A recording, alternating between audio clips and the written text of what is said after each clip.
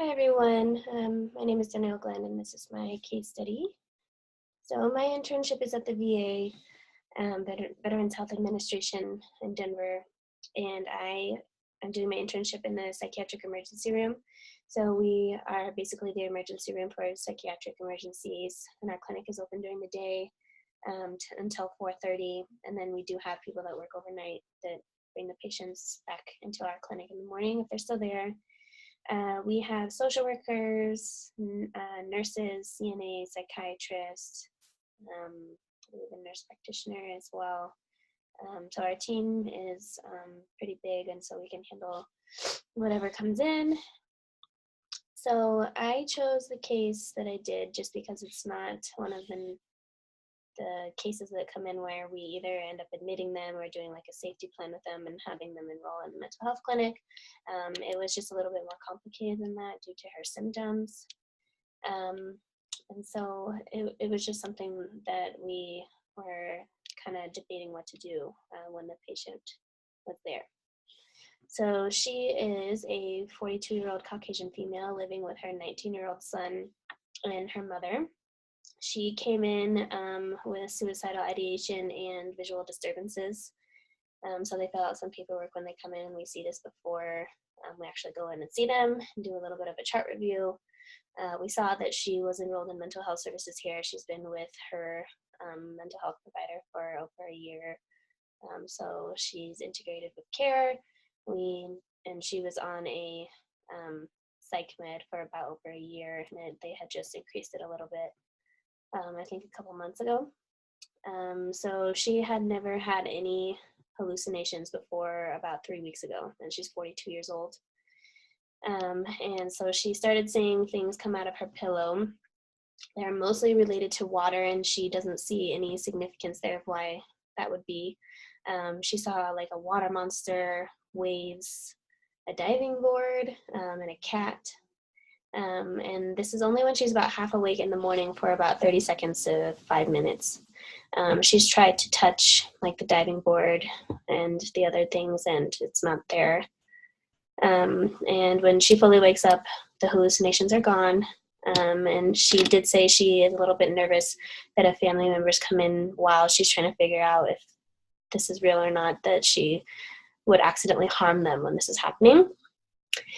So that's concerning. And she also has a lot of medical issues going on, which initially we thought that is what was causing the hallucinations. She has a tumor on her pituitary gland, and she's had it for years, and it hasn't gotten any bigger. So she also just found out that she has optic nerve damage in the last week, which is really close to your pituitary gland. So we're not sure, what's going on there. She has chronic migraines, and she's been receiving lidocaine shots for that. All her doctors related to her medical stuff say that her hallucinations shouldn't be related to her medicine or her medication or like the tumor. And so they advised her to come to see her mental health provider to see what's going on. She's really distressed by these medical issues and says, in quotes, "When is the good news going to happen?" And we talked to her therapist when she came in, just informed her that she was in psychiatric emergency services for suicidal ideation and visual disturbances, and her therapist was very surprised, and she said that's really out of character for her. So we were kind of at a loss there. We did a suicide risk assessment, and she identified, we asked about reasons for living and reasons for dying. Her reasons for living were her son and being a mother and being there for her family.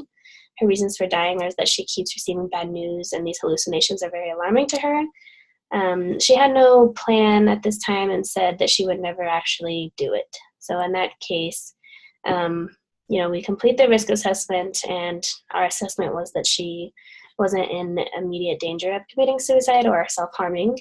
And then we do a safety plan as well. So the psychiatrist went in and met with her as well after doing a chart review.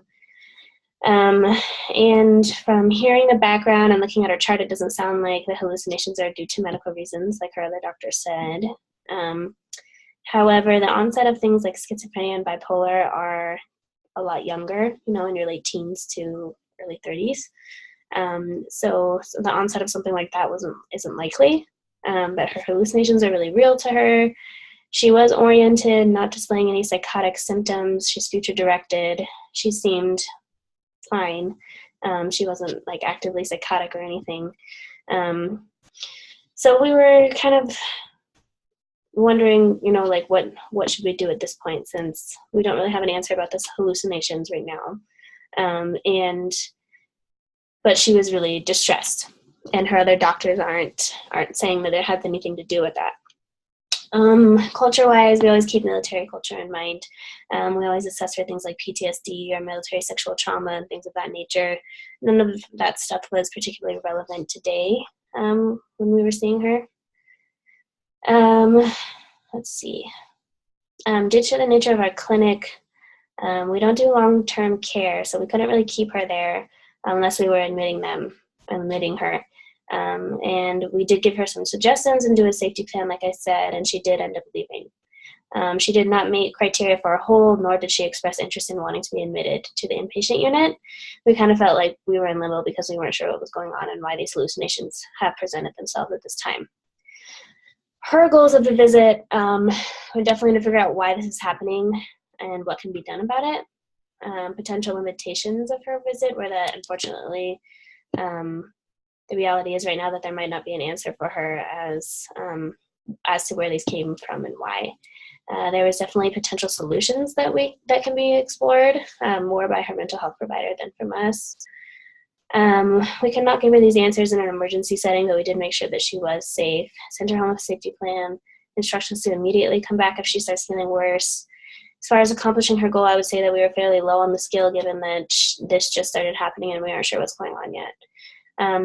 When someone is not in an immediate crisis and also has a provider that they see at the VA who knows their background much more than we do, we have them make an appointment with them for meds instead of starting a dose that day. So we did talk about how we or her provider could potentially give her medications to see if it affects her hallucinations or not. I do feel accomplished that we assessed her risk and got her started with a safety plan since these feelings have came about. Sorry. For social work knowledge, the perspective that comes to mind to me in this case is definitely strengths perspective. She demonstrated a lot of strength in her ability to cope with a new and very troubling symptom. She also shows a high level of resilience given all the medical issues she has been dealing with. It is evident how much she cares about her son. When she talks about him and listed him as her number one motivator and reason to push through. I also see help seeking as a major strength, just her coming in. So my questions for you guys, basically, what would you recommend to this client as a social worker? And by having her leave, we did give her recommendations. I just want to see what you guys think first before I tell you guys everything that we suggested for her. And then given that we're still trying to figure out what's going on, would you feel comfortable letting her leave the psychiatric emergency room? So those are my questions for you guys. Thanks for listening, and I'll be excited to talk about this.